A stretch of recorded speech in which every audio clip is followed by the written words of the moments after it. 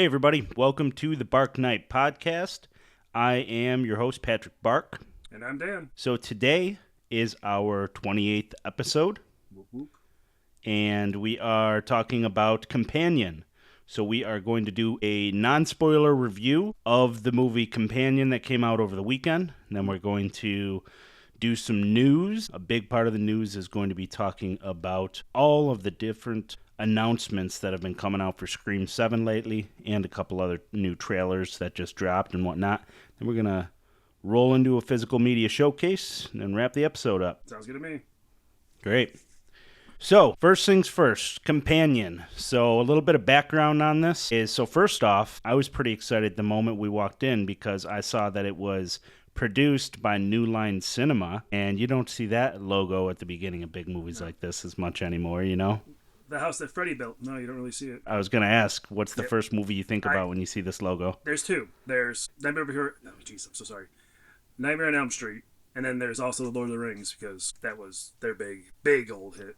Yeah. So, but yeah, the house that Freddy built is a nickname for him, and it's always been stuck in my head since I first heard it. That's awesome. I probably have heard that, but I don't recall. It's not something that immediately came to my mind, so that's awesome. Yeah. But the two that I always think of are Blade and Final Destination. Oh, yeah. Which were well into their, they'd been around for, 15 years by that point at least, but... Oh, yeah. Yeah. I forget that Blade's a New Line movie, but I think didn't all the New Line movies come out on DVD in that terrible cardboard case for a little while there? They did. And I think that's why I remember them so well, because they had that unique case. Unique. And, yeah. Not hot garbage, but unique. Yeah. It's not a good case. But, I mean, I can't even say it, stood the test of time, because mostly it hasn't. I've gone through my DVD collection plenty of times and found, a lot of those from just, being around, moisture in storage or whatever, they've, warped. A single snowflake and it's just done. Yeah. All right, so yeah, New Line Cinema produced this movie.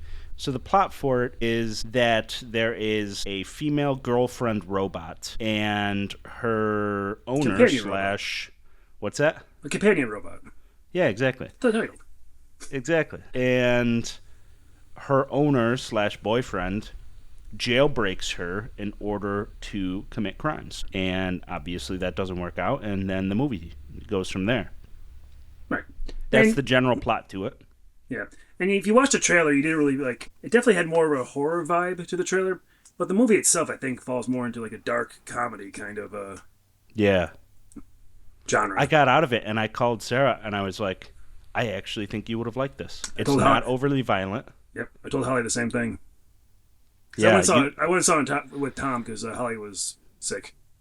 The fact that they show her get drenched in blood after she stabs that dude in the neck, that is the worst kill in the whole movie, and they show it in the trailer. So the fact that they lead with that in the trailer makes you think there's going to be a lot worse. There's exactly. Not. No. So it really is something you could take your significant other to, even if they're not into it. Because while it is categorized as horror, it has more thriller elements, and it's hard to describe because it's very different, and I don't want to spoil it for anybody because honestly, I guess before we get into the reviews, I think you should go see this movie. I want to lead with that.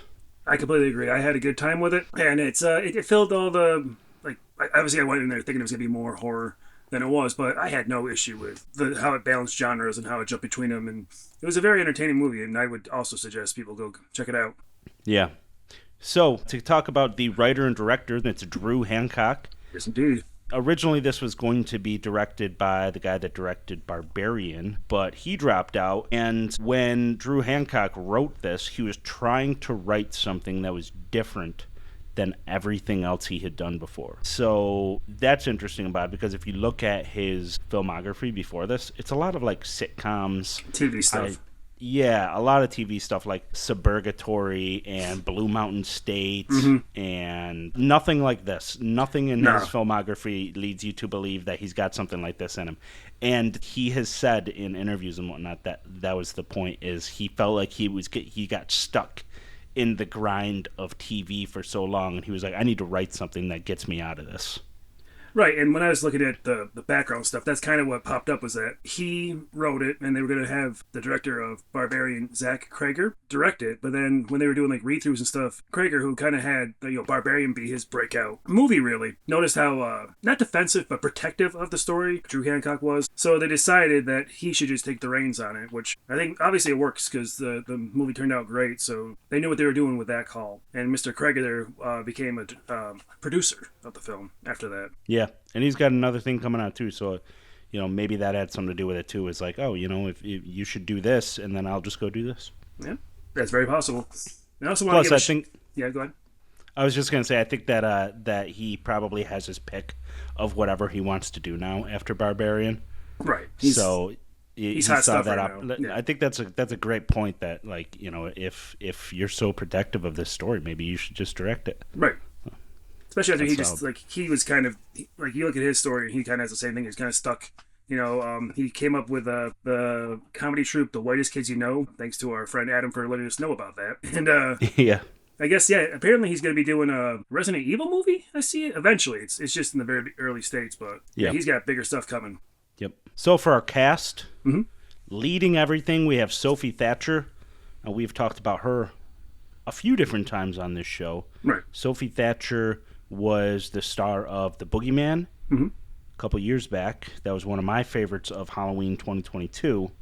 And then she was in Heretic just a couple months ago. We did an episode on that. And she was also in the show Yellowjackets that I have not seen, but I hear is very good. And she was also in a movie with Pedro Pascal from a few years back called Prospect. I don't know if you ever saw that, Dan, but it's pretty good science fiction. I haven't heard of that one. No.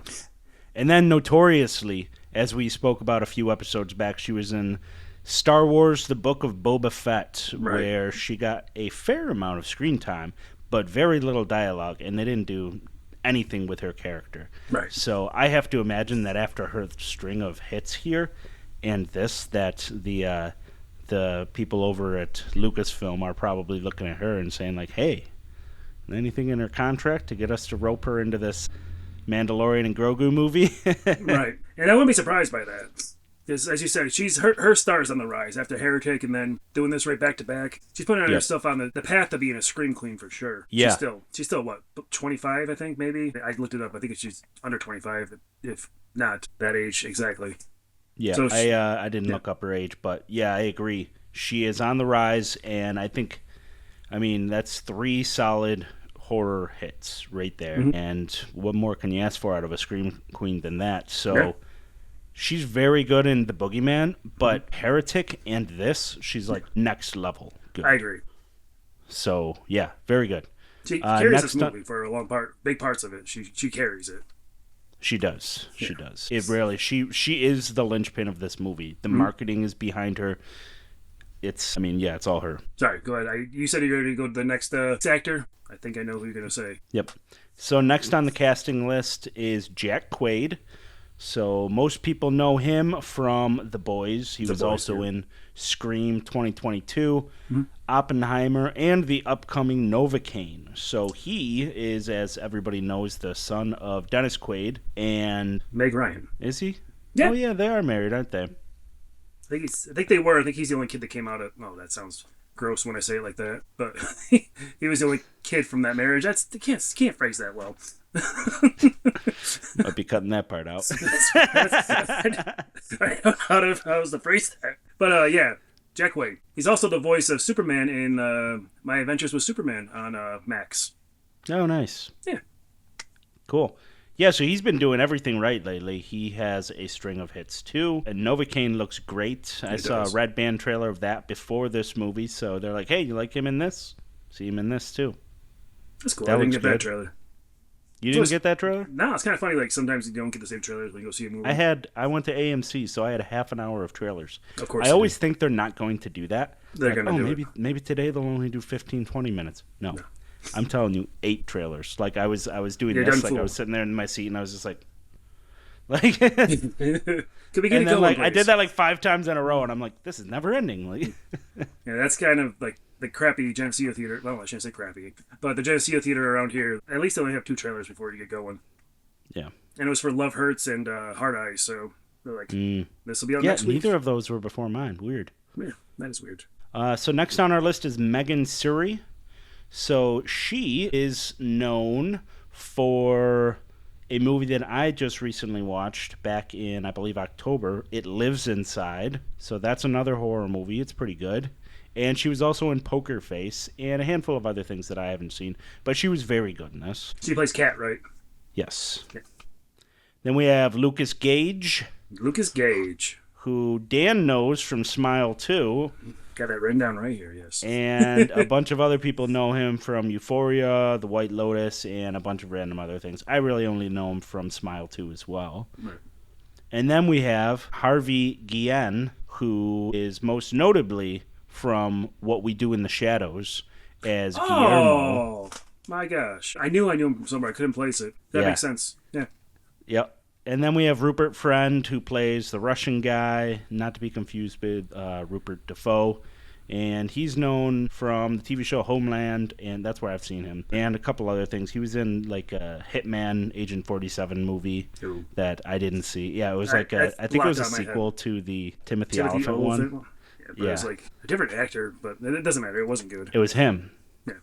He's the different actor. He was the different actor. Okay. Yeah. My bad. He plays Hitman.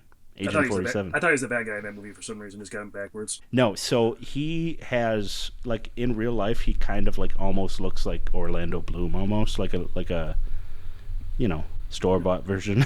Like Orlando Almost Bloom. Yeah. It's a terrible joke. It is. Orlando Blooming Onion. He doesn't look usually anything like he does in this movie. It's crazy what a handlebar mustache will do to a guy. And then one person from the cast that I wanted to call out, just because, like, as I was watching the movie, I was like, hey, it's that guy, is the guy that played the sheriff. Oh, okay.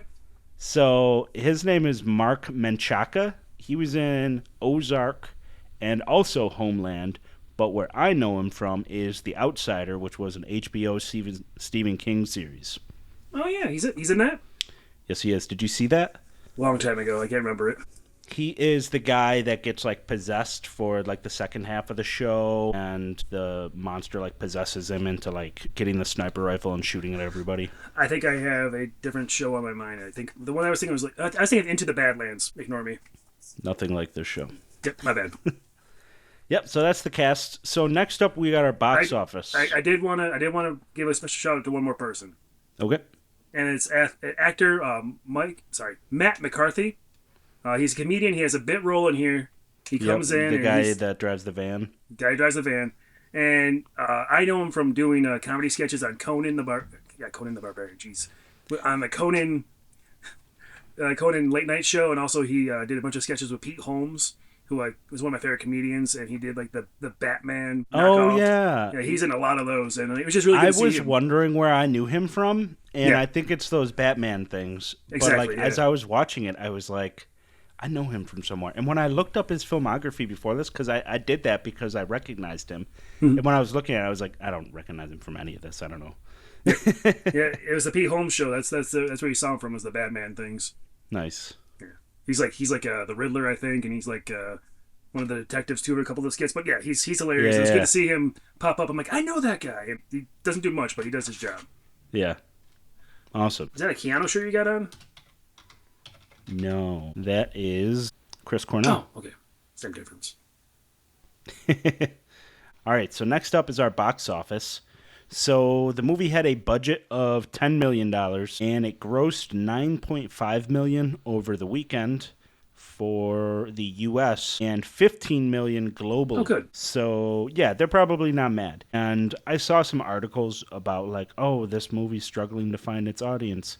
$10 million is nothing for a movie right now, right? So you have to factor in the budget of these things. So, right. I mean, the entire movie takes place in by and large, one location. So they probably saved a ton there. It's got a small cast. I think this might have been filmed partially during the pandemic, actually. I think I had read that somewhere that was the thing, and it would make sense why there's such a small cast, limited location, all that stuff. So factoring all that in, you know, this probably needs to make $20 million to start making a profit, and I think it will. So, you know, if they hold out, this one probably will have some legs at the box office, I'm thinking. So this upcoming weekend's a big one. If they could hold off, because we got those other two movies come out Love Hurts and Hard Eyes, kind of Valentine's themed movies that, I mean, this one kind of could be construed that way a little bit.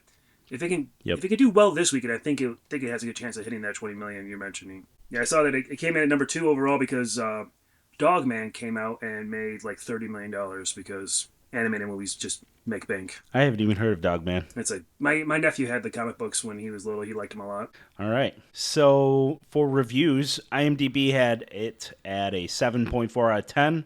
Rotten Tomatoes had it critics 93%, audience 90%. Nice. So people are really liking this movie. I was keeping track of it on Threads primarily, and people on there were hyping this movie up so much.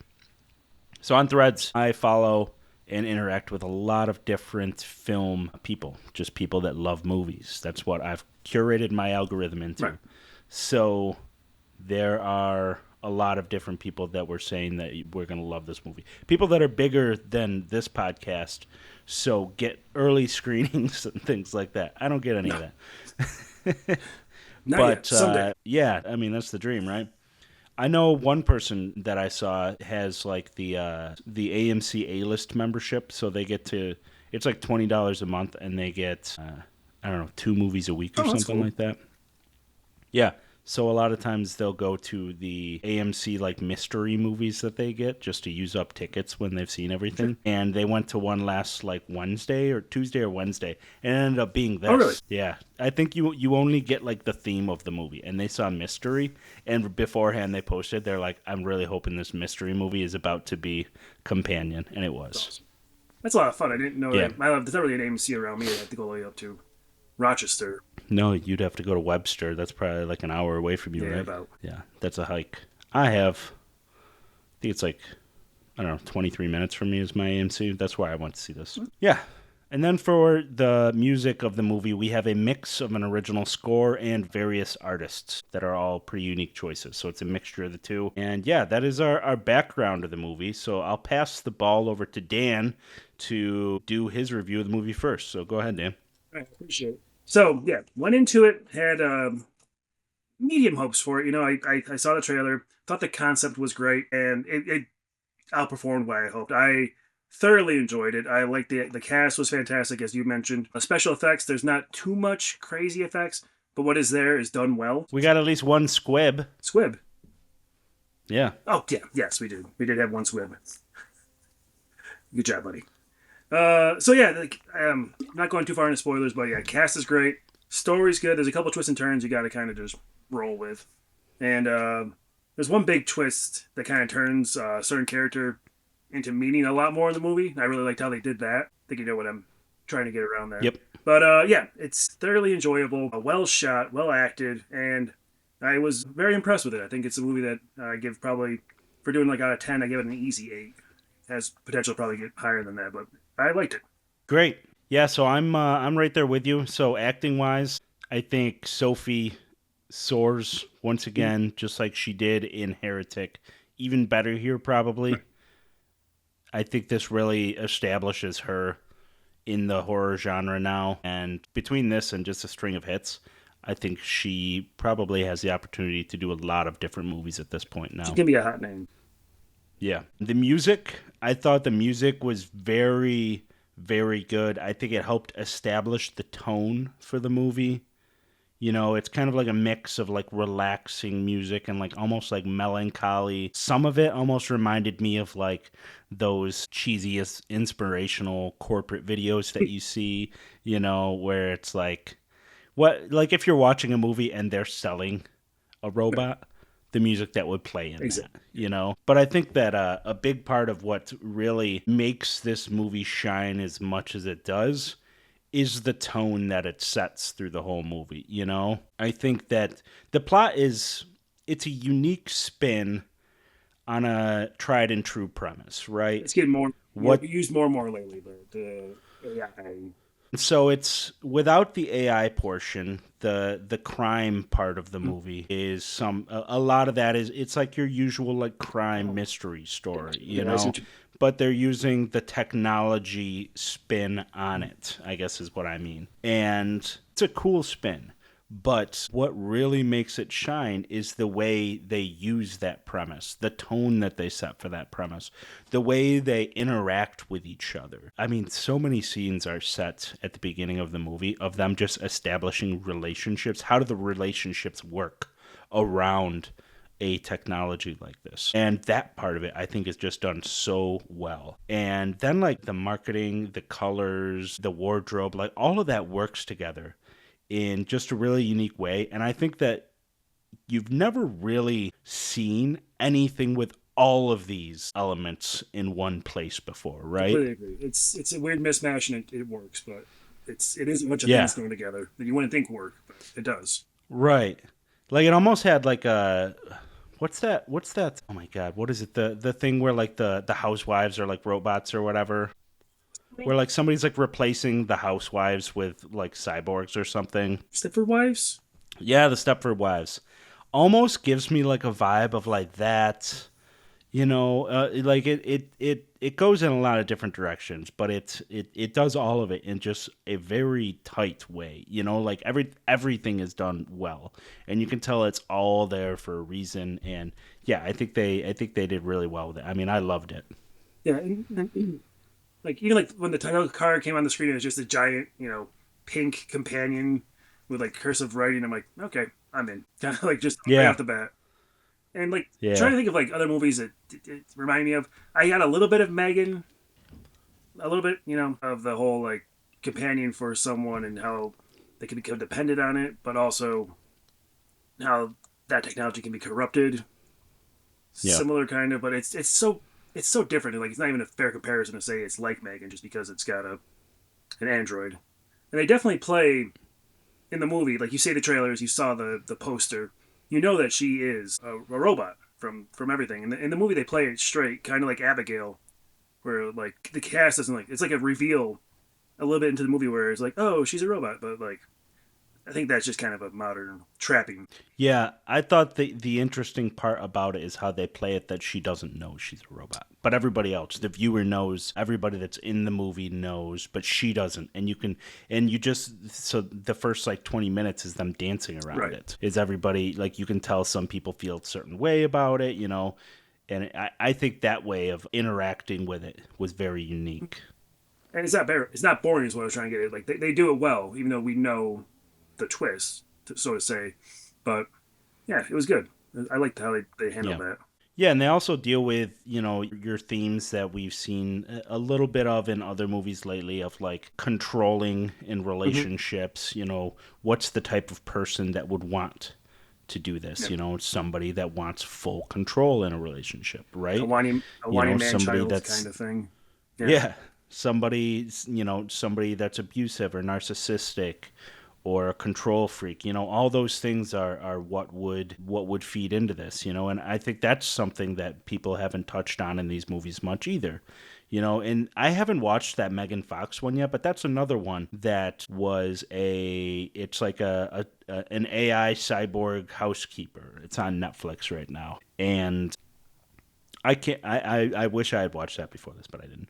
But I can't imagine it plays around with these ideas in nearly as much of a thoughtful way, And I don't think Megan did either. Megan, I do like Megan. I liked that movie, but it's more that one felt more like a traditional, like, all right, let's take the idea of Yep. Chucky, and make and update it to an AI doll, Right. right? Basically like the Child's Play remake that no one liked.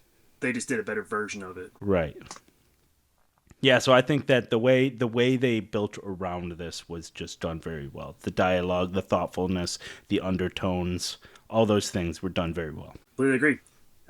Yeah, like I said, that would be one I'm happy to revisit. Like whatever, probably go in the Gumball Machine this year. See if I get it out around Yeah. Halloween time.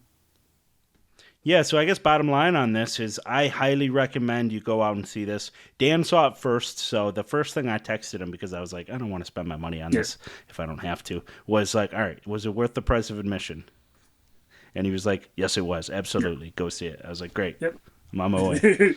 I like that too. Yeah, I took Tom went with me because Holly was sick, as I said, and he thoroughly enjoyed it too. He had a really good time. So Nice. I was going to ask you who you went Yep. with since Holly didn't take Yep. you. Good old Thomas. Good reliable Tom. Yeah. Cool. I'm glad he enjoyed it. Have to see what he thinks about it. Yeah. He brought up the whole like mismatch of genres too.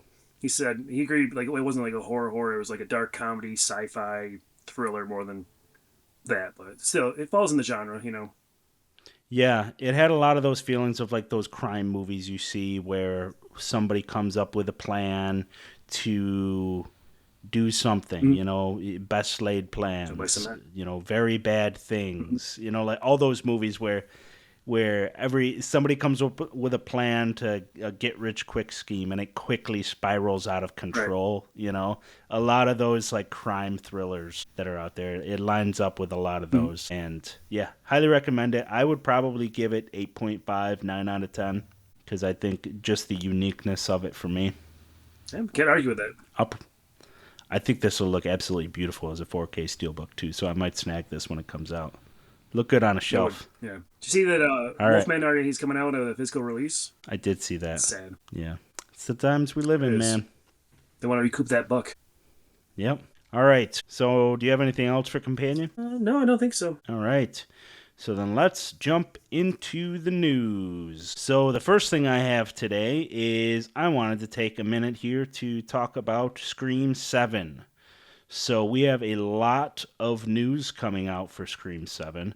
So it was announced over the weekend that Scott Foley, who played Roman Bridger in Scream 3, was cast in Scream 7. So this is after we have Neve Campbell and Courtney Cox coming back, as well as a bunch of other people. Gooding, Savoy Brown, from 5 and 6. Yeah, a bunch of different people, but that's the first one where a character that had been thought long dead was cast to return. And before anybody can even wrap their head around that, it was announced that Matthew Lillard, who died in the first one, was also set to return.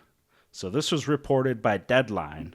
So it's legit, and it was teased on Lillard's Instagram. I saw Did it, you? and I was like, "Oh, what is this?" Yeah, it was him writing it's just his hand writing a note, and it's like, my parents are gonna be so mad at me. I didn't know about that. That's great. Yeah. So Dan, what are your theories on what is going on here? All right.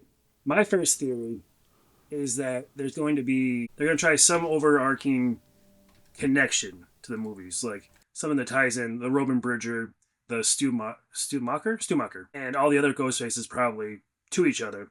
Kind of like how they tried to do like in like the fifth one with the Jack Quaid character. Just spoilers, you haven't seen the fifth one, but like they're trying to do some overarching tie-in thing. I don't know exactly what that entails, but there's been rumors online for years that maybe like Matthew Lillard's character didn't die in the first Scream. Maybe he was just like badly injured by that TV. His parents are rich, so they put him somewhere. So that's kind of where my brain is on it. But I think you probably have a more in-depth thought process on it. I have thought about this a Yeah. lot.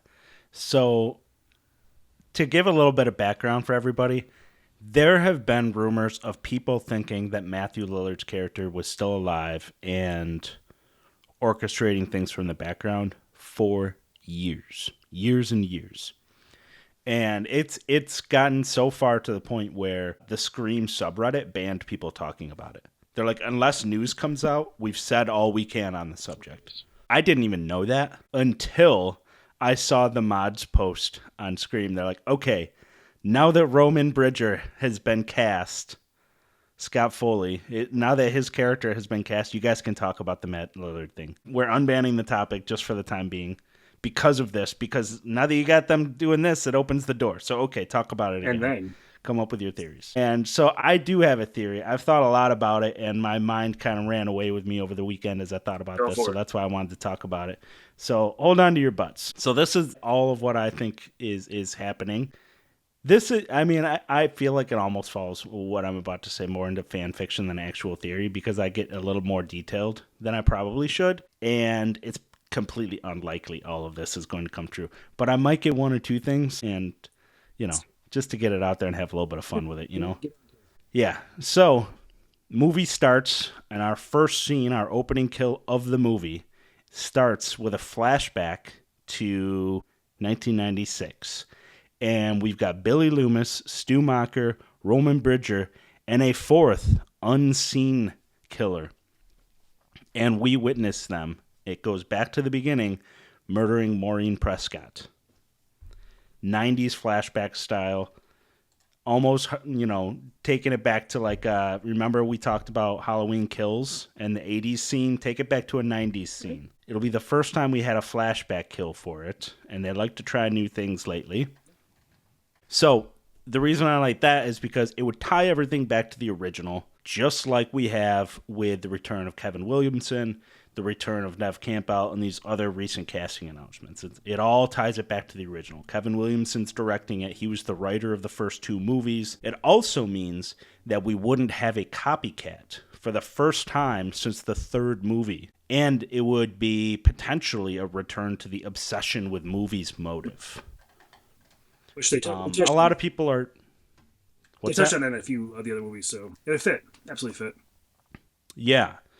And so many people have talked about online about thinking that with the return of Roman Bridger and Stu Macher, that it will involve the killer using AI for voice chats, voice calls, video calls, things like that of the original killers. And I think it's certainly possible and even likely that that is something that will happen. But I don't think if you're going to do this, I don't think you draw the line there. I think if you're going to cast Matthew Lillard in your movie and bring him back, you're going to do it for more than a voice call, right? Yeah. So this is where my theory gets a little weird and even more unlikely. So I think that maybe even at some point in the movie, it's revealed that the fourth killer has been orchestrating all of the different killers all along. And they've just been in the background. They don't need to do their whole big speech at the end of the movie. They've been orchestrating these people to do their bidding and let them sort of take credit for it. And it's also revealed that Stu is still alive. And I think that he's being held in confinement somewhere because maybe they come up with a theory that the authorities were worried that he would become a celebrity, or maybe he was in a coma, and by the time he was out of the coma, they were worried that he was going to be a celebrity, so kept him being alive a secret. I'd take it a step further and say that Sydney is aware of this. Really? She is aware that he's alive. Nobody else is. And she has kept that secret for all of the different movies. So where it goes from there is that maybe she knows that that there's some connection to the original killing. So I'm thinking maybe she investigates the hideout from Scream 6 that had all of these relics from other killers there and finds a clue that only somebody connected to the original killing would have. This would open up the opportunity for her to be like, well, only somebody involved in the original killings could have this. And so Hannibal Lecter style, she goes and visits Stu Macher, Matthew Lillard, in prison, in his secret confinement where he is, and talks to him about all of the killings. And he is aware that all of them have been happening and has been wondering for years and years and years how long it would take her to figure it out that there was a fourth person there and visit him. You want to have cast for the fourth killer?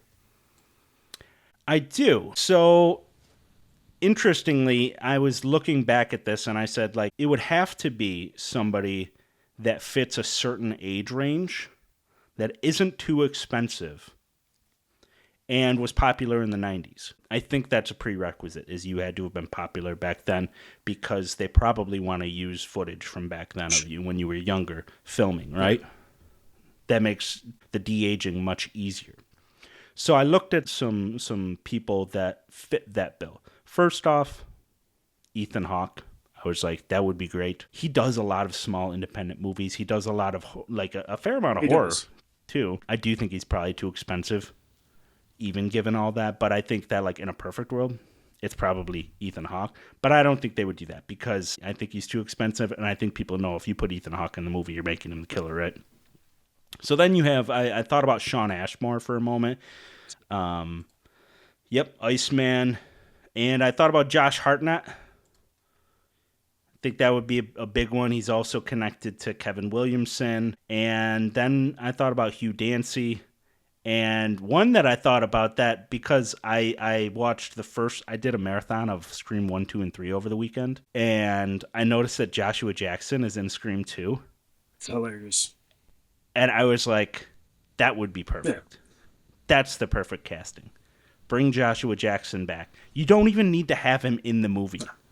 This would be the perfect time for them to break the mold a little bit and not reveal him the killer until the end of the movie. And realize that he didn't infiltrate her friend group because he realized pretty early on that was an easy way to get caught. Yeah. And yeah, I think that Joshua Jackson is probably the right move. What's hilarious is that you mentioned like a 90s actor that was well known and could be brought back. The first thing that popped in my head was Joshua Jackson. And then I'm like, wait, no, he was in Scream 2. But you're right. Like his character in Scream 2 was kind of just there. It's a red herring. He was in the film class. Yeah. So he's only got one scene in the movie. Yeah. There's a bunch of people in that scene. It's him. It's Timothy Olyphant, Sarah Michelle Gellar, Randy. You know, so they got a whole bunch of people sitting there talking about movies. Perfect opportunity to bring Joshua Jackson back. I like that. So, you may not have seen this, but this was just announced right before our episode. Ethan Embry has been cast in the movie. You know who that is? No. Have you seen Empire Records? No. All right. Well, you've got to look this guy up. You will know him when you see him. Do it right now. Keep going. So he was announced as being part of the cast. And what I was thinking, too, was I was like, okay, so who in the cast right now makes any sense for this? And the only person in the age range is the guy they casted as her husband, Joel McHale. And I was like, please, for the love of God, don't make Joel McHale the killer. Oh. And then I saw that they cast Ethan Embry. And I was like, this guy fits the bill. He does. 100% all day. He has 90s footage of him being like a wild maniac man in Empire Records. He's still acting consistently today without being a big, expensive star. And he would totally fit in with Skeet Ulrich, Matthew Lillard, and Scott Foley as a fourth killer. I'll give you that. You're right. Once I saw his face, I knew what you were talking about. Yeah.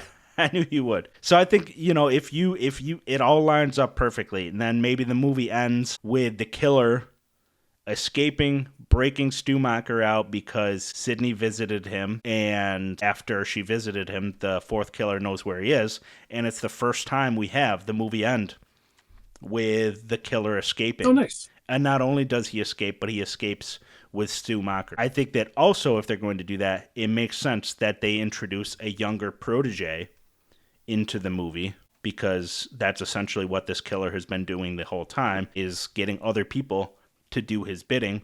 And so if that's the case, I think Sam Rechner, which you probably don't know who he is, I didn't know who he was, but the moment they cast him, I was like, this dude's the killer. He looks creepy as hell.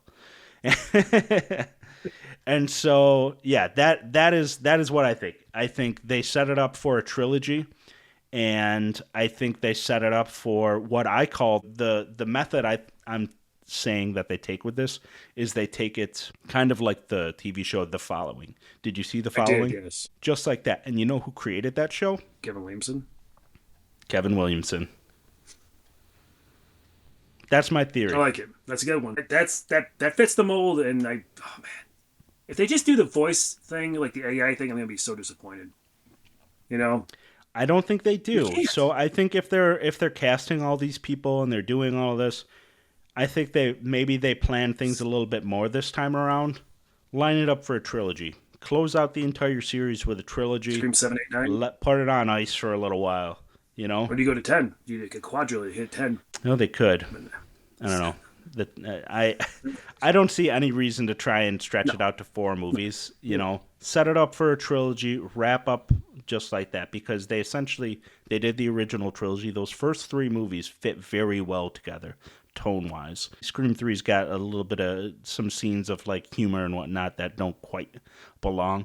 But all in all, the first three movies. That's my favorite season. Go ahead. 4, 5, and 6. 4 is obviously the odd man out, but it does wrap up pretty nicely in the way of, having characters from 4 come back in 6 and, so on from there. So I think that, do it like this. Bring them back, have an overarching ghost face that's figuring everything out. And I think what I really want to see in this is them bringing back mystery investigations, because one of the things that I noticed, especially about the third one, is throughout the third one, the killer's leaving clues and whatnot behind the whole movie, and Courtney Cox and Neve Campbell are trying to figure out the mystery. So bring some more mystery back into it, have them, they're not just hunting to figure out who the ghost face is of this, Sydney figures out, hey, somebody's pulling the strings here. The only way this can keep happening is if somebody is making it consistently keep happening, right? It does sound like they might be course correcting after the bad publicity of losing Melissa Barrera, losing Jenna Ortega, and it seems like they're listening to the fans and what the fans kind of wanted. Is that like the whole Stumacher overarching thing? So I think they're doing a good job of course correcting after the really bad publicity they had suffered losing their two main stars. Yeah. And there were reports out that the reason Patrick Dempsey isn't in this is because he was asking for more money than even Neve Campbell and Courtney Cox were asking for. Yeah. Why? I can't imagine. That's why he got taken off Grey's Anatomy, too, was over salary disputes. See, and go a little bit off topic here, but I just watched the first episode of the new Dexter series, and he shows up in that. I'm like, yeah, I'm just going to have Patrick Dempsey here for no reason. That show's got a crazy cast. Sarah Michelle Gellar's in that. Yeah. Christina Milian. Yeah, it's weird, but I really enjoyed the first episode. It was free, and I kind of want to buy the rest of it. I'm going to wait until it all airs, and then I'll just watch it. Like, I'll buy my free month of Peacock or whatever it is on Paramount, whatever it is. Doesn't matter. Yeah. So, yeah, that's my whole theory with Scream and where we're at with that. So, I mean, I know I threw a lot out there right there. I really swung for the fences on this one. That's what I would do if I was writing. I think you probably hit a couple points at least, I think. I mean, yeah, like I said, this is where it gets unlikely. But I think it could be very cool, especially like the idea of having like a Hannibal Lecter style scene with Matthew Lillard and Neve Campbell. Yeah, that'd be cool. He's all like, I would love to see that. Wide-eyed and crazy from being in a cell for. So I watched Scream over the weekend, and it's completely plausible that he didn't die from that TV, because I don't know if anybody's ever tried to. So for one, when the TV drops on him, he puts his hands up. And it's not like a 50-inch TV. No. I know those tube TVs are heavy, but it looked like a 19-inch, right? He could take 19. And so his head didn't get splashed, like you don't see a watermelon thing happen. What you see is sparks fly. Yeah, that. And I don't think that a TV shorting out on top of you, like if he caught it and it's shorting out over him, I don't think that electrocutes him. I think it's enough to kill him at least. I think maybe some facial scars are burning a little bit. And Mason Gooding surviving Scream 6 means anybody can survive anything. Yeah, That's the thing with horror movies. And Matthew Lillard even did an interview from a while back where somebody asked him, do you think your character's still alive? And he was like, yes. He's like, it's a horror movie. He wasn't cast in it yet. He's like, they're putting a 7th one together right now that I know about. And he hadn't read it or heard anything. He's like, but like, if you're going to do it, now's the time to do it. He's like, it's a horror movie. Yeah. We're on the 7th chapter. Anything goes at this point. You didn't see my character die. It's true. He was passionate about it. So am I. I gotta agree with him. Like, I bet you it hurt. I don't think that could, like, that's not necessarily fatal. You know what you can do? Throw a scar on him. Call it a day. Like right here or something. Like Blowfield from Bond. Yeah. You could even make a reference to that. Exactly. Because he's so into movies. Writes himself. Yeah. He's like, but first you must bring me a DVD. She's like, they don't make DVDs anymore. What? He's like, what? They probably didn't even make DVDs when he went into jail. Oh. That was VHS era, right? It was 96, and I think DVD started in 98. 99, somewhere around there, yeah. Yeah, he's like, bring me a VHS tape. She's like, VHS tapes? What? All right, so that's enough about Scream. But like as you can tell, I'm pretty excited about the whole thing. Okay, so next on the news list, we have a new trailer for Sinners drop. Did you see that? No. It looks very good. It was way more detailed than the last ones have been. We got details of Haley Steinfeld. She seems to be a vampire in it. And it looks like she bites Michael B. Jordan's twin brother. So you've got Jordan v. Jordan, vampire v. human. Coming. Yeah. Yeah. So I thought that was going to be what was going to happen too. I heard kind of rumbles about that. And that seems to be the direction they're heading in it. It looks so damn Except good. for that movie. Yeah. Make vampires scary again. Yeah. Haley, soon to be Alan. Are they engaged? They're engaged. Oh, I knew that because there was the whole thing with the Into the Spider-Verse dude getting all sad about her it. about it, yeah. Yeah. Shameik Moore, is that his name? Yeah. He's like, I wasn't sad about that. I was talking about something else. And everybody's like, no, we know you're talking about. You're we know. What's the word here? Thirsty. That's what he is. Yes. Yeah, so that movie looks unbelievable. Vampire fans are eating good. Werewolf fans are not, but it'll be okay. Time We'll get there. We'll get there, man. We'll get there. I have no problems with vampires. I enjoy vampire movies. I just prefer the furry boys, you know? We'll have to do a double feature when Sinners comes out. Maybe we do a Sinners review with Near Dark. You gotta watch that. Because you haven't seen Near Dark, right? Perfect time to watch it. They look like they got similar vibes because it's like they're both almost like vampire westerns. Can I be... I'm going to try to avoid the new trailer for Sinners. Do you think I should, or... That's fine. I think you should watch it. It's really good. I'm going to watch it. Okay, fine. That's all I needed. It doesn't, it doesn't spoil anything that I didn't just spoil for you anyway. I'm already hyped for the movie anyway, so I might as well watch it. There you go. All right, next thing. Just today, Final Destination Bloodlines trailer dropped. What did you think of the trailer? Tell me, Dan. Trailer is a bold term for it. It's just a scene from the movie. Yep. And it gave me the vibe of the movie, but it also felt like it was being made kind of like a knockoff. Do you know what I mean? Yeah. Like so I watched it and I was like, is this actually a scene from the movie? Right. Or is this like a low budget trailer that they just sometimes you see a scene for a trailer and you're like, that's not going to be in the movie. Like this had like that sort of feel, like I don't know, like the third unit director got an actor and went to the back room and made a scene.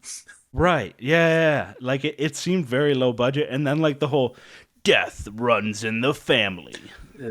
I was like, oh my god, this actually looks pretty stupid. I'm probably still gonna go see it, but it looks very like just stupid. Yeah, like I know that like Final Destination, a lot of them like you gotta kind of just go with it. The whole the way the deaths happen. But this one, I'm like, who would have chain just hanging next to a fan like that? Who has a ceiling fan that strong? And why wouldn't you just put all your weight on it? It's a ceiling fan. Right in the first place. I was like, this is how they're gonna get me hyped for the movie. Is this scene? The usage of the music was good, I think at least. But like other than that, I was like, ugh. Like yeah. The Bloodlines tagline was cringe. The trailer did not solve the cringe. It made the cringe more worrisome. Yeah.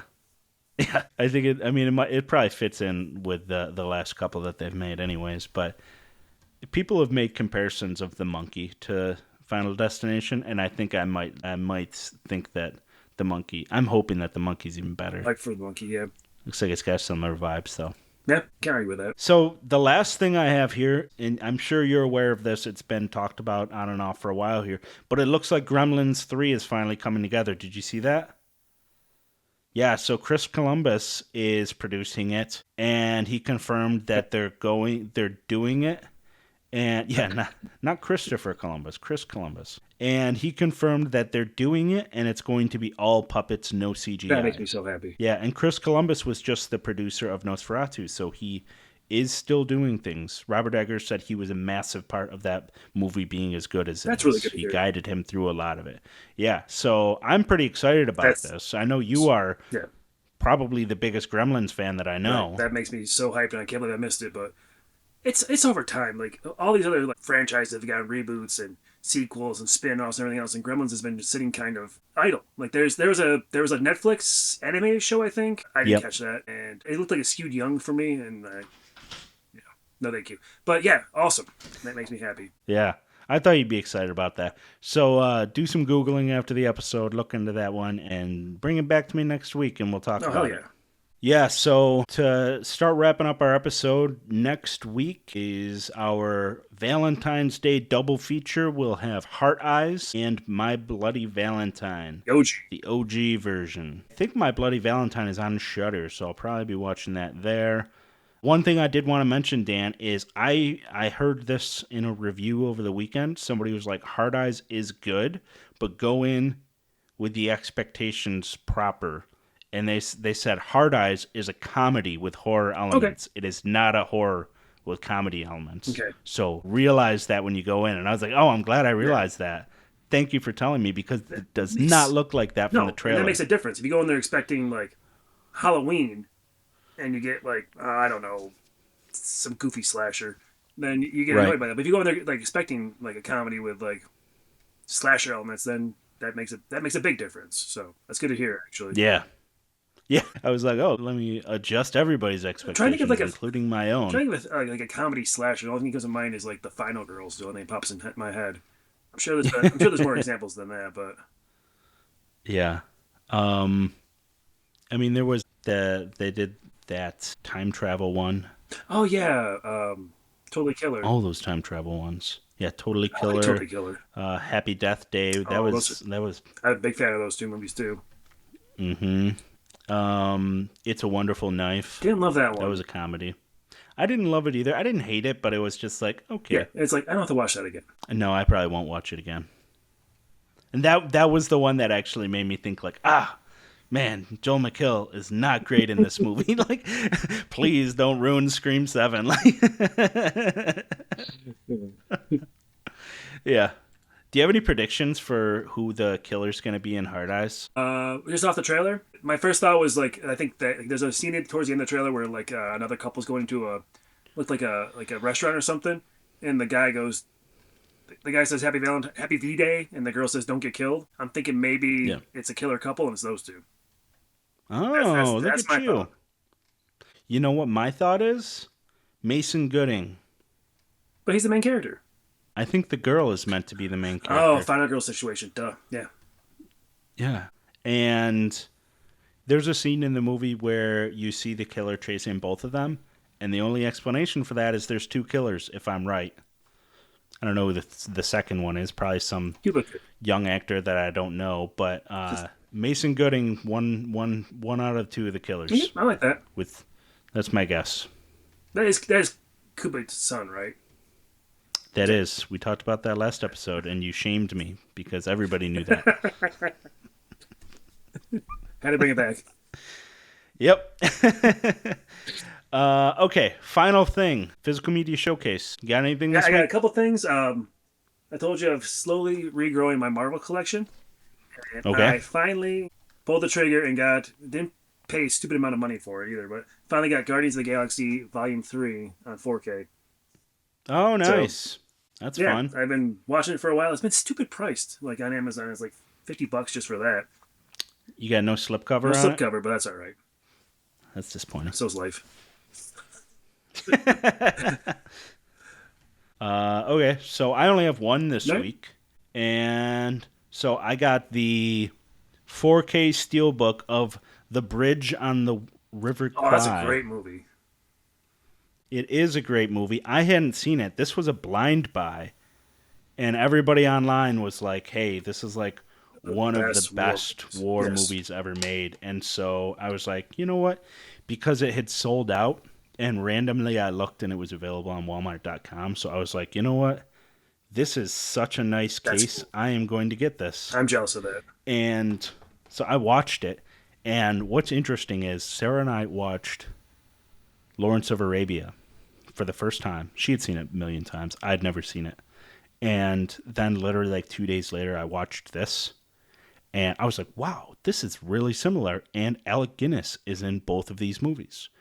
And then I looked online, and they're the same director, made both of those movies. So I was like blown away. But this movie was so damn good. I was so blown away.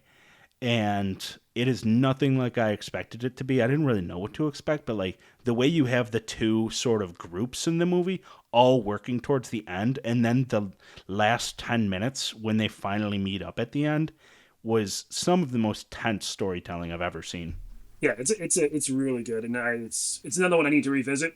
My dad was talking about how we need to watch. We usually watch like Saving Private Ryan every year, and we haven't done it yet. We didn't do it last year. He wants to watch it. I digress. And I'm thinking like maybe we should just like have like a day of it. And maybe we just watch that and a couple other things too. Well, this is, I believe, still on Walmart.com, and it was like $23, and it's a beautiful steelbook. Worth it. And honestly, the 4K is unbelievably good. But it actually, so I'll put that with an asterisk because the first scene in the movie as they're walking through looks like complete garbage. And as I was looking at it, I was like, all right, this is not a great transfer.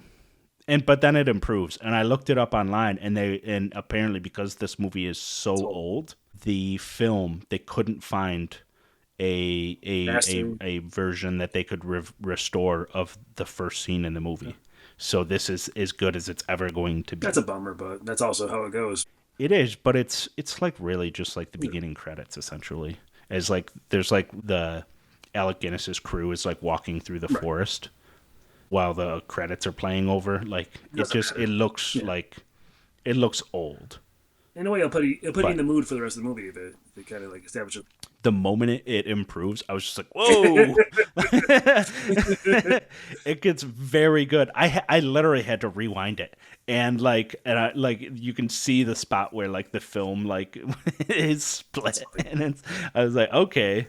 But yeah, I told my dad about it too, and he was pumped that I was watching these old war movies. That's awesome. Yeah, I'm glad you grabbed that. That's a really good one to just kind of blind buy and watch. I actually have something similar to my second piece of physical media. It's a blind buy that I haven't watched yet, but it interests me. So before we went to see the movie, we stopped by the Goodwill, the local Goodwill, and I found this movie. It's still in plastic there. It's called The Voices. Yeah, I know about. You know about this movie? See. Yeah, I've never seen it, but I know about it. Still in the plastic. It was like $3. I'm like, Ryan Reynolds in like a scary movie? I'll give it a shot, but I haven't watched it yet. But I just want to say, I'm gonna give it a watch. Yeah, so I don't think it's supposed to be scary. No, it's like a murder movie though, right? Yeah, but I think they play it like a comedy. That's fine. But like, I think he's supposed to be a serial killer. Maybe. Yeah. I've never seen it, so I don't know for sure. But I think that's the feel they go for with it. I think so. Yeah. But yeah, it could be a fun watch, and if it sucks, I'll let you know. If it's good, I'll let you know. If it's average, I'll probably forget about it. Sounds good. Cool. Got anything else? That's it, my friend. All right. Well, we'll wrap the episode up there. So thank you, everybody, for watching or listening. If you haven't subscribed yet, please do that and throw a like and a comment. Let us know if there's anything you'd like us to watch. And Dan, thank you so much for joining. I appreciate you. I like doing this with you. Hell yeah. So if anybody wants to follow me on social media, it is at Bark Night Podcast. I'm on Threads, Instagram, and Blue Sky. So thank you very much.